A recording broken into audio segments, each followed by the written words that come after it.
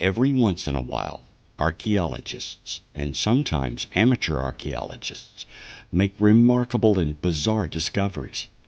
Sometimes the finding is so surprising that they're unable to explain what it is they found, how it came into existence, or ascertain its value.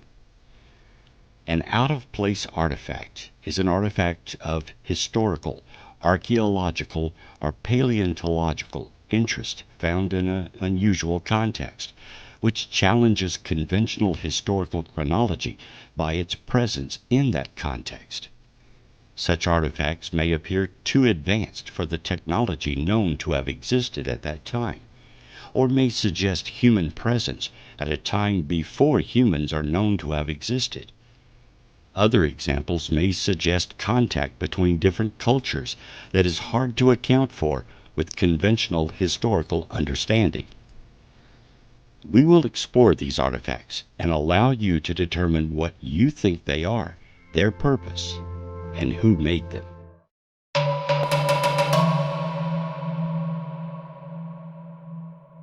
Giant walls are built to keep people out, or keep people in. They are barriers, usually built for political reasons to hold off an invading army or group of unwanted people. In some cases, they may be used to house people or protect animals. In any case, a wall is something of a huge discovery in archaeology. If you ever find yourself driving through Rockwall, Texas, you may ask yourself why this suburb of Dallas is called Rockwall. Well, there is an ancient wall there. You can't see it because it's buried, but it's there. For over 160 years, scientists have claimed the wall is nothing more than a natural formation.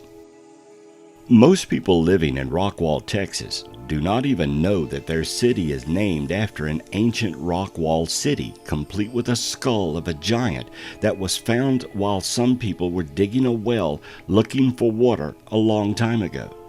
The wall is an almost perfect rectangle, 4 miles wide and 7 miles, encompassing more than 20 square miles long, with most of the wall being buried.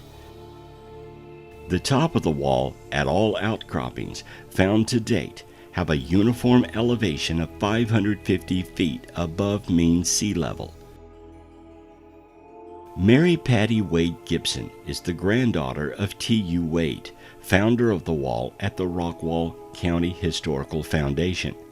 She described the additional digging her grandfather and other men did at the home site.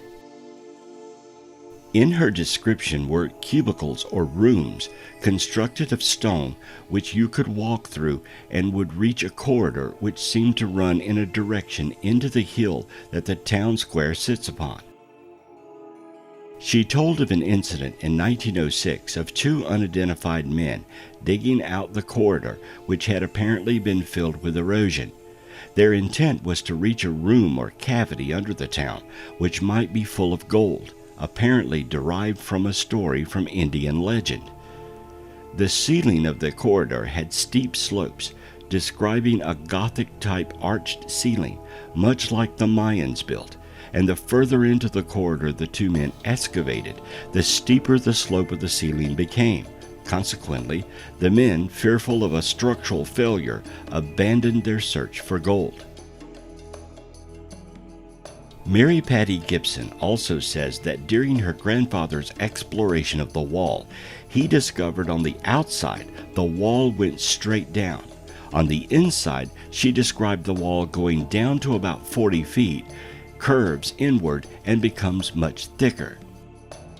Additional information provided by the daughter of the late Mr. Deweese, an early settler of Rockwall, who described a doorway with a diagonal-shaped stone in the wall at the Wade residence on Highway 66. This portion of the wall was open to visitors from 1936 until the late 1940s, and was consequently backfilled because of dangerous structural conditions. In 1949, a Mr. Sanders of Fort Worth, Texas, did an excavation of the wall. From this excavation, 4 large stones were brought up, with the largest weighing approximately 2 tons. On these stones were found inscriptions with what appear to be pictographs.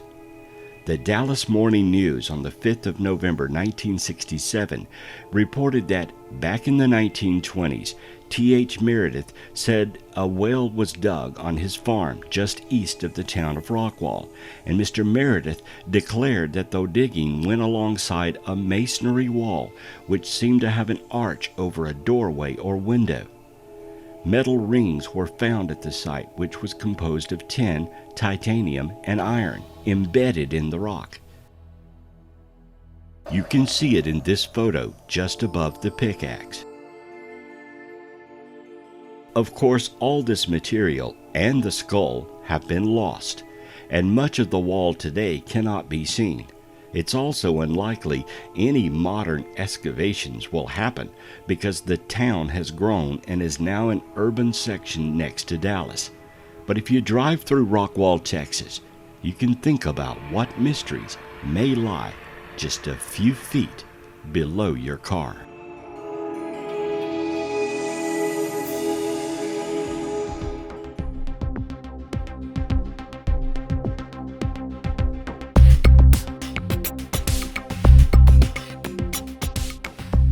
Women today carry a purse. It's part of our modern culture. Men wear backpacks and carry a wallet. We have bags for pretty much everything today. One of the more mysterious symbols that has been found in ancient carvings is an image that looks uncannily like a handbag. The shape appears in depictions made by the Sumerians in Iraq, in the ruins of ancient Turkish temples, in decorations of the Moai of New Zealand, and in crafts made by the Olmecs of Central America. Handbags can be seen in the art of various cultures from around the world and throughout time, with the first known instance of a handbag appearing at the end of the Ice Age. What is this mysterious symbol that can be found throughout the ancient world? The handbag image is so called because it looks very similar to the modern-day purse. The objects typically feature a rounded, handle-like top and a rectangular bottom, and may include varying degrees of additional details of texture or pattern. The images sometimes appear as standalone objects. Sometimes they are depicted in the hand of a person, a god, or mythical being, in a manner similar to how one would hold a basket.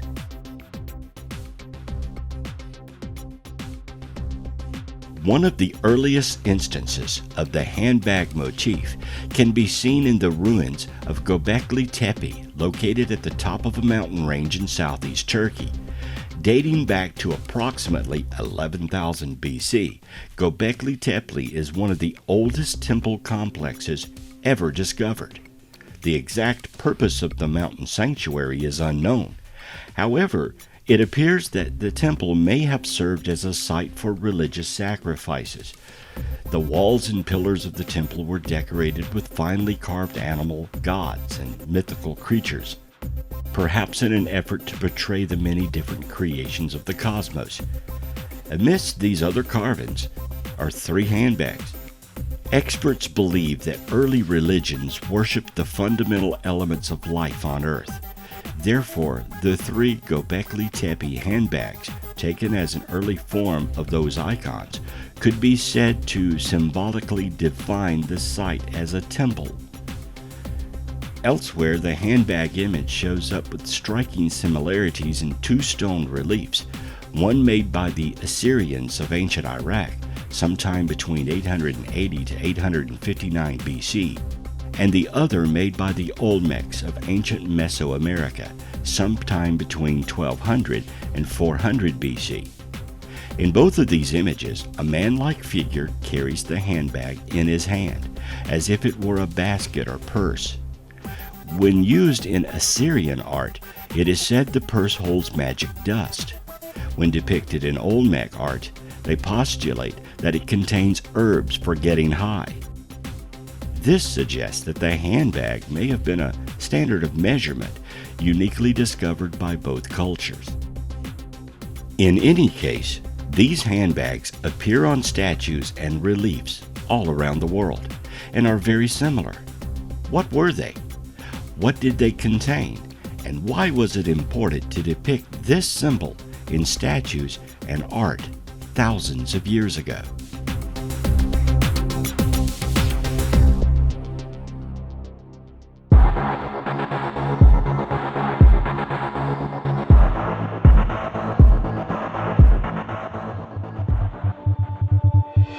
A less ancient discovery, but very important to modern culture, is the famous Shroud of Turin.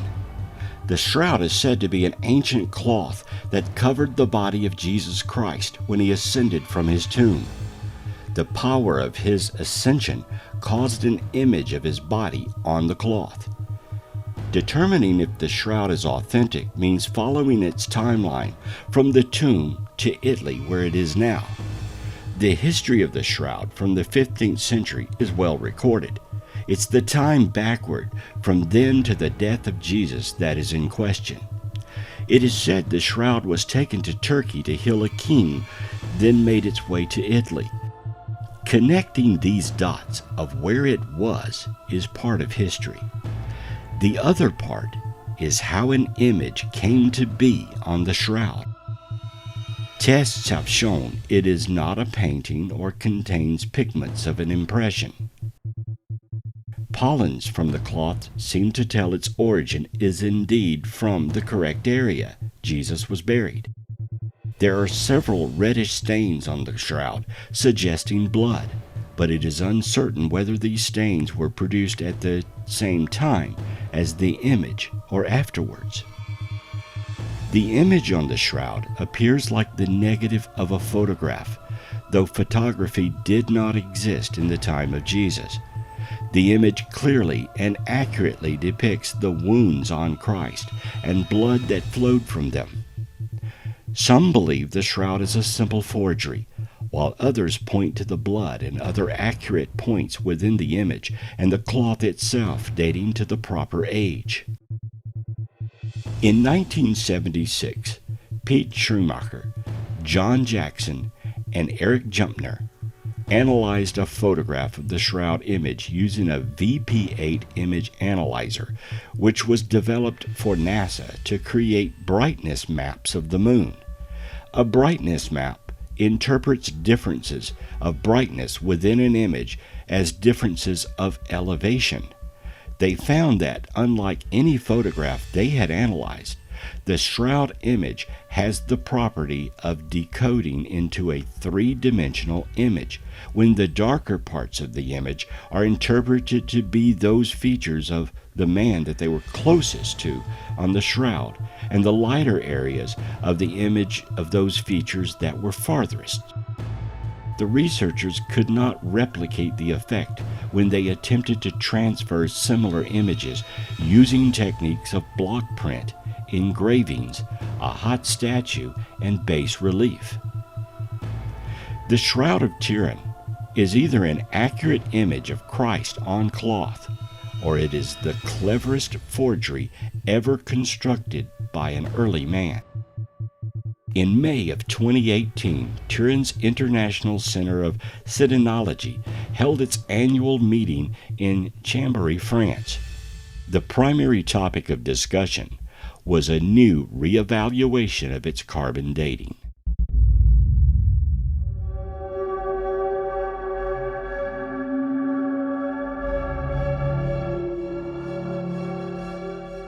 Earth is probably the last place you'd look for extraterrestrials, especially with all the new exoplanet discoveries and the endless quest to prove there was life on Mars at least once in the past, something billion years ago. But are we looking too far? Some scientists are less out there and more down to earth, literally, when it comes to finding traces of alien life forms. Not that these hypothetical aliens are actually crawling around our planet.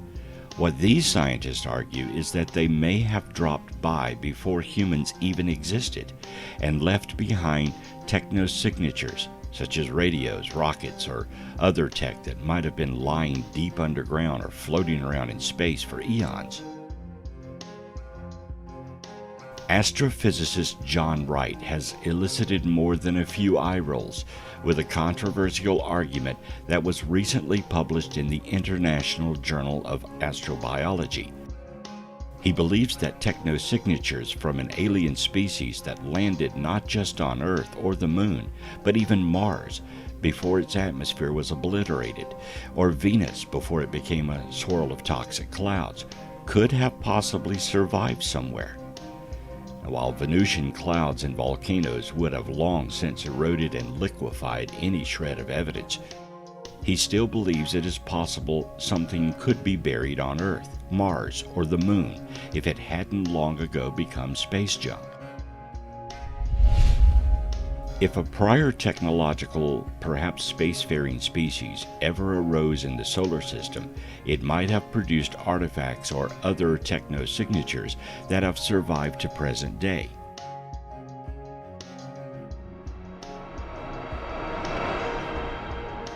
Meaning solar system artifacts provides a potential path to resolving an astrobiology question. Wright doesn't believe aliens actually lived on Earth, and even if they had, erosion and ever-shifting land masses would have turned any trace of them to dust.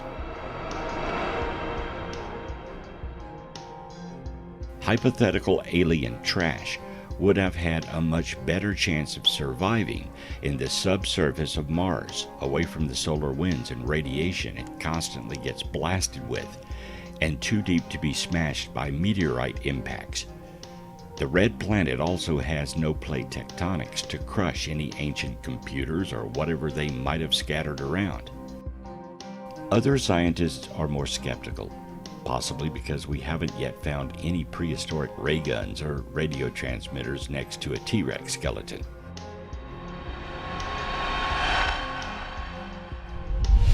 Astronomy professor Evi Leob believes that there could have been a visit from other civilizations on Earth. The search for extraterrestrial artifacts is more likely to find technosignatures in space, though, however unlikely that still is. The most effective way to zoom in on something unusual would be a sky survey. Whether we'd actually recognize something as alien, even if we saw it, is an entirely different thought to keep both scientists up at night. Supporters of the drive to find extraterrestrial artifacts are already peering deep into space in a bid to discover cities, satellite networks, or gigantic megastructures. Some even think our own solar system could contain probes sent by an advanced civilization, wreckage from old spaceships, or even evidence of ancient settlements on planets like Mars or Venus. Yet other experts slam this headline, grabbing easily sensationalized discipline as entertainment science, and question whether there's any point looking for such tiny needles in the mega haystack of our breathtakingly gigantic universe. Avi Loeb, chair of the Harvard University Astronomy Department, is among the world's most respected astrophysicists. He stunned the scientific community by refusing to rule out the possibility that a strange cigar-shaped object which sped through our solar system may have been alien in origin. Astronomers named the space rock Oumuamua, Hawaiian for scout, and said it was an interstellar visitor which formed in another star system before traveling here through the void of deep space. He did not simply dismiss the idea that it was built by an extraterrestrial civilization and suggested it could have been a light cell craft, calling on his fellow scientists to keep an open mind about its origins. What sort of alien technology are astronomers searching for right now? Well, examples include artificial light, industrial pollution, or reflection of starlight from solar cells on the surface of planets around other stars, megastructures, or fleets of satellites. Space archaeology with our best telescopes might reveal technological equipment floating in space, similar to the two Voyager probes that we launched and are now leaving the solar system. But we should keep in mind that the travel time is very long between stars. It would take the Voyagers about 100,000 years to reach the nearest stars to our Sun. The equipment could therefore be defunct if it belongs to a civilization that died by now.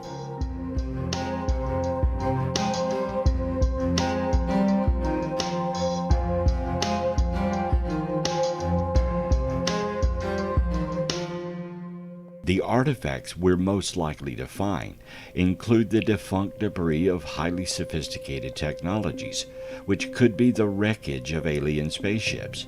Perhaps our best way to put our hands on them is to find objects that collide with Earth and survive as meteorites.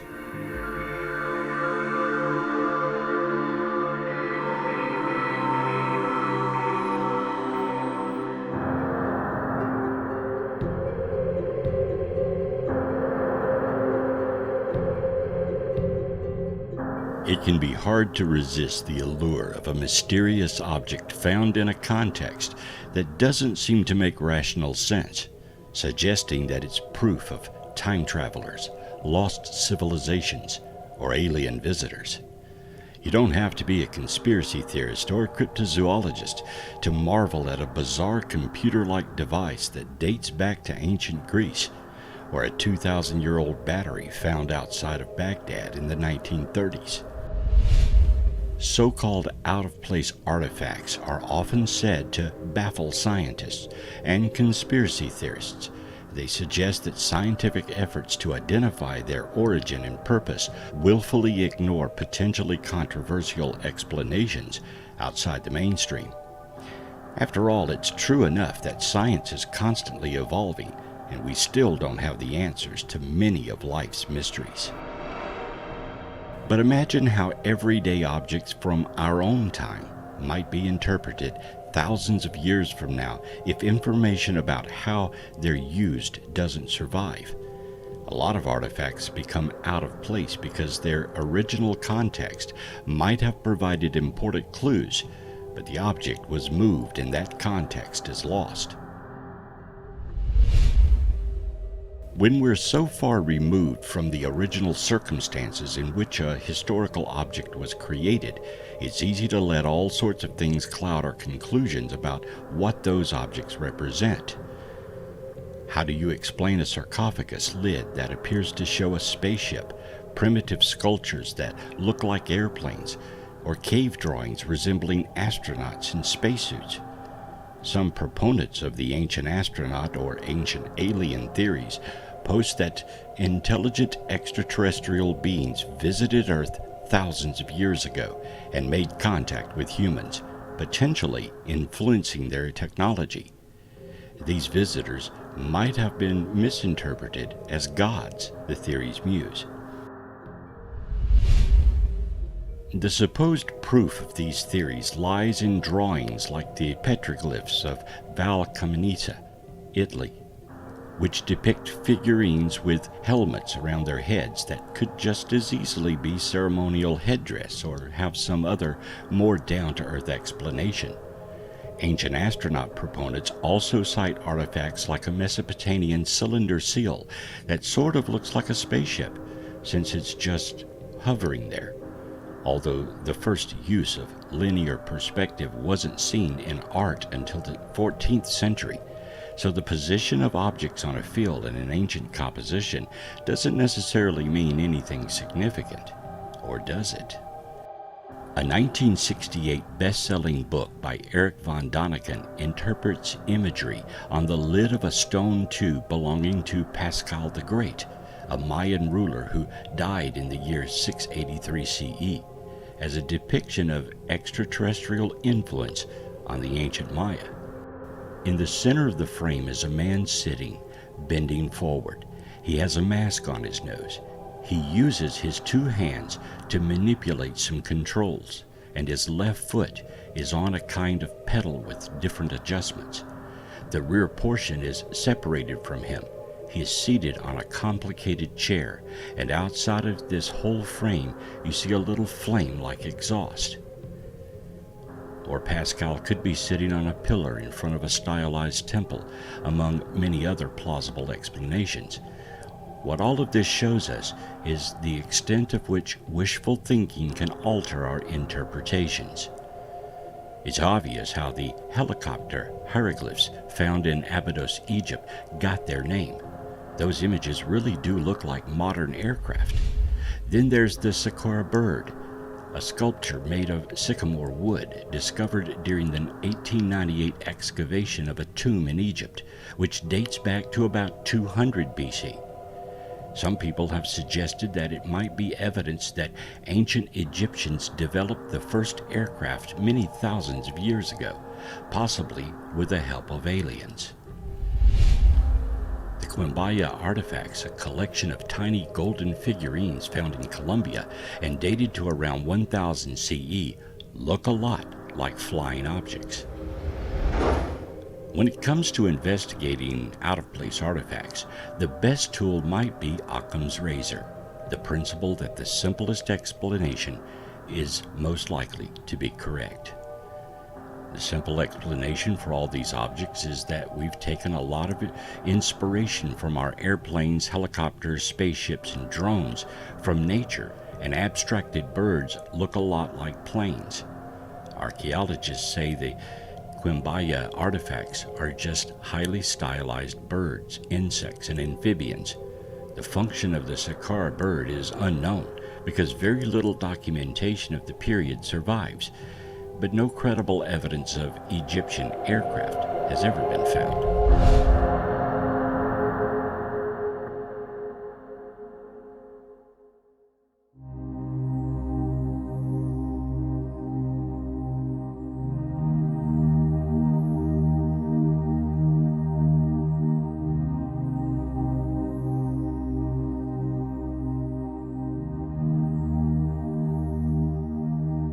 The popularity of the ancient alien architect theory has grown to great prevalence. This popularity must be mostly attributed to the televised phenomenon of shows such as History Channel's Ancient Aliens. Some sources of information on the topic are found on websites such as theancientalien.com, and archaeology books like Graham Hancock's Fingerprints of the Gods and Andrew Collins' Göbekli Tepe, Genesis of the Gods. No matter the popularity of the theory, it is indeed extraordinary. The belief in the ancient alien architect theory defies all bounds of modern scientific knowledge, rejecting traditional accepted requirements for a legitimate scientific theory sometimes. There is no physical or historical proof that provides definitive evidence to support the theory, and yet it holds. No matter your personal opinion on the theory, it is undeniably rampant, controversial, and extraordinary, and it may very well be true. For those who hold stock in the ancient alien architect theory, explanations abound. For example, at the time at which so many of the ancient monuments in question were built, our perception of the necessary technology was not invented. This begs the question as to how our ancestors managed such a feat. Additionally, many of the monuments, Egyptian pyramids, Easter Island heads, etc., have curiously precise alignments with the stars and patterns of the sun. Without telescopes or geometric equipment, this type of precision seems highly unlikely for humans to muster on their own. Interpretations of cave etchings and hieroglyphics seem to reveal images of helicopter-type vehicles and structures reminiscent of a flying saucer. Had our ancestors not been visited by ancient alien architects, how and why would these images appear? Lastly, there is undeniable similarity between structures that were built hundreds and thousands of years and miles apart. Without ever having seen these other locations, how did our ancestors duplicate them? To those who accept the ancient alien architect theory, it seems that the only logical explanation to these mysteries was the visitation of higher intelligence race of aliens. On the other hand, there are many who reject the idea of the ancient alien architect theory. From a technological standpoint, it is true that scientists are still working on figuring out how exactly our ancestors managed such large architectural feats. However, modern discoveries and research has uncovered explanations and theories based in legitimate scientific process. For example, a recent study based out of Egypt led to the discovery that water can be utilized to make the transportation of heavy blocks easier. This sheds light of the question as to how our ancestors managed to move such heavy objects without modern-day technology. Circumpolar stars such as Polaris and lines of rope could have been utilized as a method of aligning the buildings so precisely with star patterns. While scientists and archaeologists acknowledge that these actions would have been difficult, they would not have been impossible. Documents and building plans have been found in places such as Egypt as well, describing the large workforces utilized in these projects. For those who reject the theory, they see no actual evidence of its claims. They seek proof in traditional and logical scientific process. Those who believe the ancient alien architect theory are not alone. Believers come from every walk of life, every age, and every socio-economic status. There is a social fascination with the topic, and it is widely popular across many platforms. Social media, television shows, blogs, and even support groups devoted to the theory allow believers to hold strong. The prevalence of the show Ancient Aliens undoubtedly attracts many to this theory. Movies like The Day After Tomorrow and Independence Day, while not focused primarily on ancient architects, promote fascination with alien conceptualization. All of these platforms make it hard to ignore the topic and allow believers more and more outlets to solidify their convictions.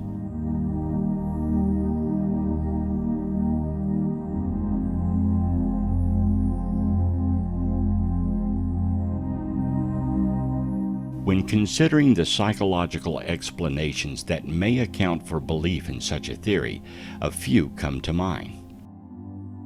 Ad ignorantum refers to the idea that something must be true if it's not proven false. This is key in the mind of a believer.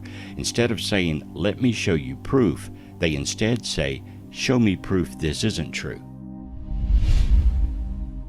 Hasty generalization is key as well. Jumping to a conclusion based off insufficient evidence is found in nearly every claim within the ancient alien architect theory. This ties in with the slippery slope ideas as well. A small idea is conjectured, and instead of analyzing or trying to disprove it, the idea snowballs into an entire theory. For example, when considering the issue of how the pyramids were built, some argue that hieroglyphics found on site resemble helicopters. A believer assumes this to mean that a helicopter-type vehicle was present, and since humans did not have that kind of technology, they then assume that an extraterrestrial visitor must have brought it. And so if they were present, they must have been helping with the construction of the seemingly impossible pyramid construction. Instead of accepting alternate explanations, a generalized theory is created and seemingly explains the mystery. These psychological explanations account for why so many fall into this belief pattern. It seems nearly impossible to reject an idea when everything seemingly fits. The characteristics of pseudoscience are tricky and can make almost any issue believable. Humans seek explanation and the comfort of understanding. When tackling an issue such as those ancient marvels, it is natural to search for any explanation, because it defies what we see as possible. This is where the ancient alien architect theory gains so much attention, and how it continues to spread. Just outside Cairo in Giza, the most famous of Egypt's pyramids rise from the desert. Built more than 4,500 years ago, the pyramids of Giza are monumental tombs where ancient queens and pharaohs were buried. But how exactly did the Egyptians build these things? The Great Pyramid is made of millions of precisely hewn stones, weighing at least 2 tons each. Even with today's cranes and other construction equipment, building a pyramid as big as that of the pharaohs would be a formidable challenge. And then there's the astronomical configuration of the pyramids, which is said to align with the stars in Orion's belt. As well, ancient theorists often point to the fact that these 3 pyramids are in a way in better shape than others built centuries later. So, are Egypt's pyramids artifacts of aliens?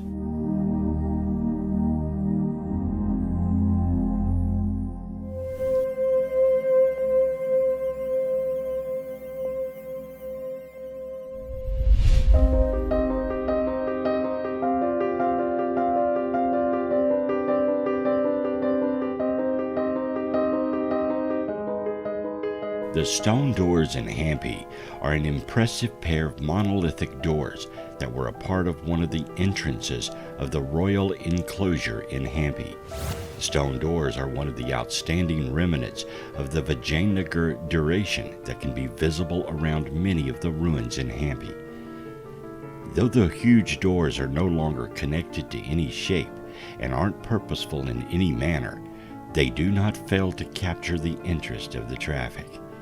The stone doors in Hampi had been a part of the royal enclosure. The enclosure became a fortified area that changed into the middle of the Vijayanagar Empire. Some speculate these doors were not carved, but rather poured and molded into shape. What technology was used to create these stone doors?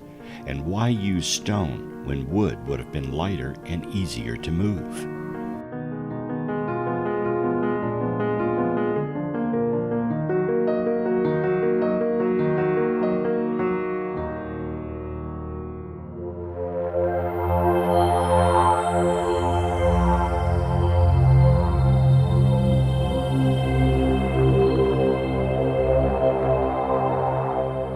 Giant skulls.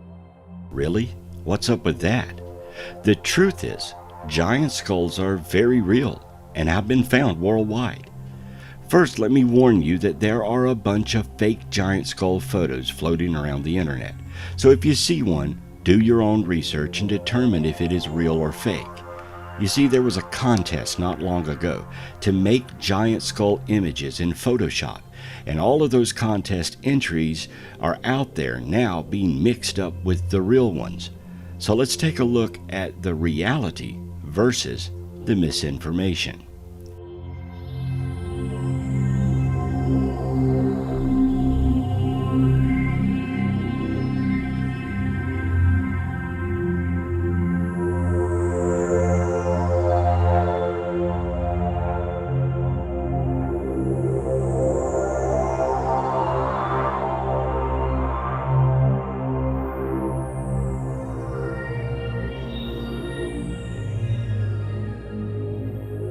Your first question may be, why is it so hard to find real giant skull photos?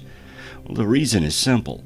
Under the Native American Graves Protection and Repatriation Act, a federal law was passed in 1990 requiring Native American artifacts and remains to be handed over to culturally affiliated tribes or provable descendants and then reburied. The few skulls that remain in anthropological facilities cannot be photographed under this law. So all photos of the existence of giant skulls were taken before 1990. The other issue is that because giants didn't fit the religious criteria of early explorers and researchers, they were often dismissed or even destroyed. Many were sent to the Smithsonian and subsequently destroyed by the curator, who back in the early 1930s thought it was against his beliefs and didn't fit his personal anthropology theories. So, let's take a look at some real giant skulls.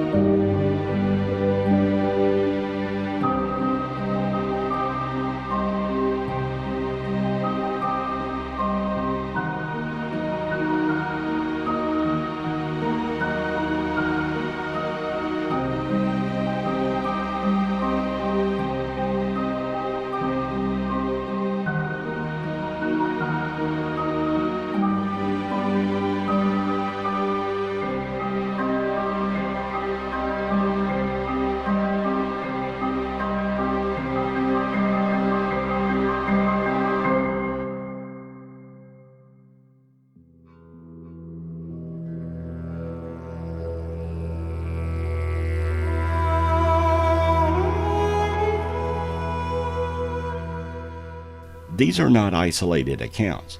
There are literally hundreds of reports around the turn of the century describing large bones and skulls, many from accredited newspapers and doctors. So why the mystery? Well, even today, many scientists refuse to look at the evidence because they would have to rewrite the history books and include a giant civilization in North America, which apparently was here long before the Native Americans and existed up to colonization. Skulls and bones found around the world corroborate this. With the lack of physical evidence and the mysteries surrounding many of these finds, science just can't be bothered to take a serious look at the obvious. Our only hope is that sometime in the near future, someone somewhere digs up a new find and is wise enough to photograph and document it before it can be taken away.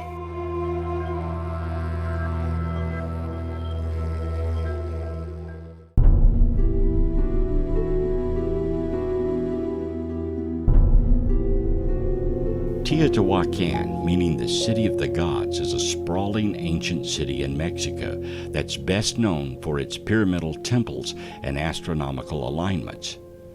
Built more than 2,000 years ago, Teotihuacan's age, size, and complexity can make it seem otherworldly.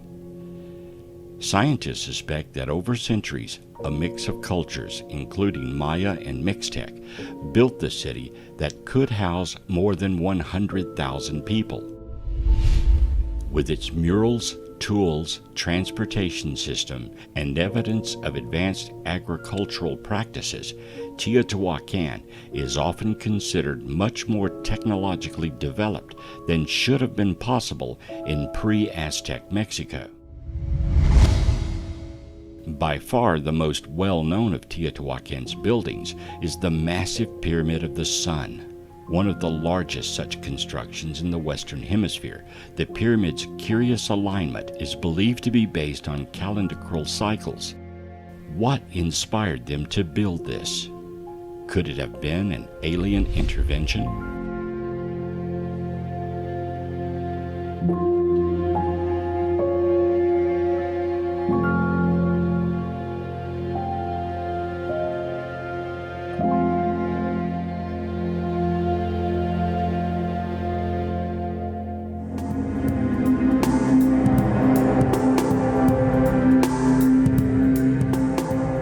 In 1944, as a 10-year-old boy, Newton Anderson was fueling the coal furnace in his parents' home. He dropped a lump of coal onto the basement floor and it broke in half, revealing that it contained a bell inside. The coal that was mined near his house in Upshur County, West Virginia, is about 300 million years old. What is a brass bell with an iron clapper doing in coal ascribed to the Carboniferous period? According to Norm Schomburg's book Ammunition, which includes several coal anecdotes, the bell is an antediluvian artifact made before the Genesis flood. The Institute of Creation Research had the bell submitted to the lab at the University of Oklahoma. There, a nuclear activation analysis revealed that the bell contains an unusual mix of metals, different from any known modern alloy production, including copper, zinc, tin, arsenic, iodine, and selenium. There is a winged statue at the top of the bell, which does not resemble any known cultural depiction. The closest depictions with similarities would be the Babylonian southwest wind demon called Pazuzu.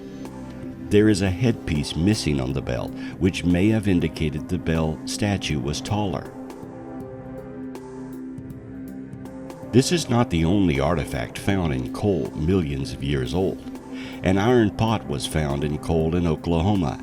In a notarized statement, Frank Kennard said in 1948 he was working in the municipal electric plant in Thomas, Oklahoma in 1912. He came upon a solid chunk of coal, which was too large to use.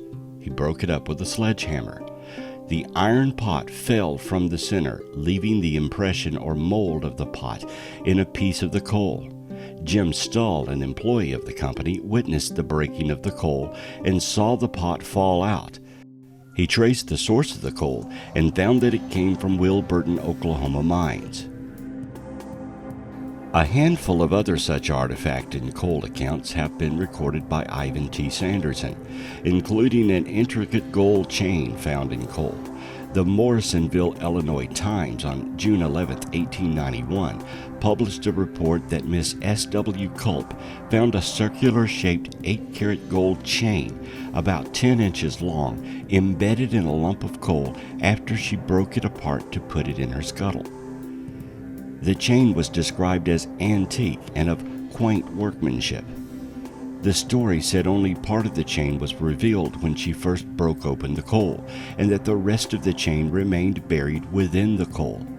The coal came from one of the southern Illinois mines. Unfortunately, the artifact has since disappeared.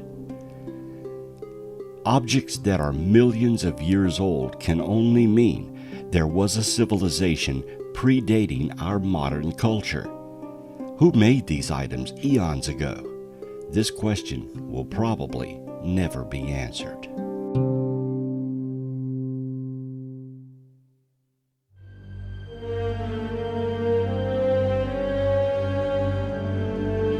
The evolution of technology follows a pretty linear path throughout history, but sometimes we stumble upon artifacts that challenge that perception and throw those perceived timelines for a loop.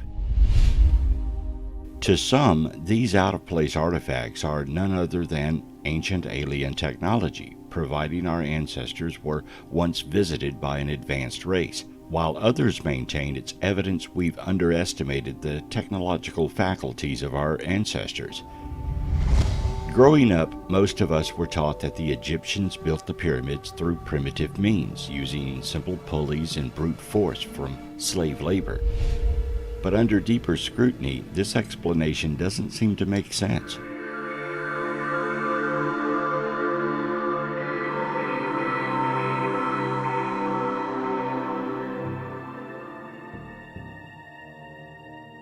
On a cosmic timescale, things don't tend to last very long after their creators or maintainers go away. So what about the possibility of finding alien probes near the Earth? There's no reason to think that such probes couldn't be constructed, but you would have to build an enormous number of them for us to notice one flying through the solar system. There are hundreds of billions of stars in the galaxy, And if there are artifacts moving among those stars, they will spend most of their time in deep space where no one would ever notice them. For one to just happen to be passing through the solar system around now, there would have to be thousands of trillions of them throughout the galaxy. But sure, it's possible to build that many machines. If they are what are called von Neumann machines. Johnny von Neumann was a scientist who discussed the implications of building a machine that could build a copy of itself. If you build one of those in space on an asteroid, the idea goes that it would build a copy of itself, then those copies would build copies. Eventually, they'd run out of asteroids altogether and would have to move on to somewhere else. If they could go between stars, then at each star they would turn all the asteroids into more copies. With a scheme like that, you could eventually have enough that would be everywhere.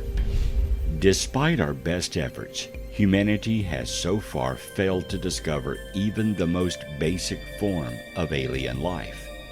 Dr. Paul Davies, a professor at Arizona State University, is author of The Eerie Silence: Searching for Ourselves in the Universe.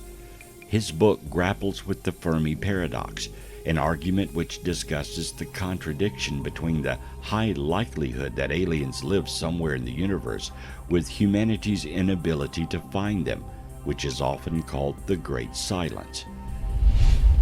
He has previously called for a search of the moon to look for traces of aliens, as well as discussing the possible existence of a shadow biosphere on Earth, populated by undiscovered creatures which behave very different to all other known forms of life on our planet.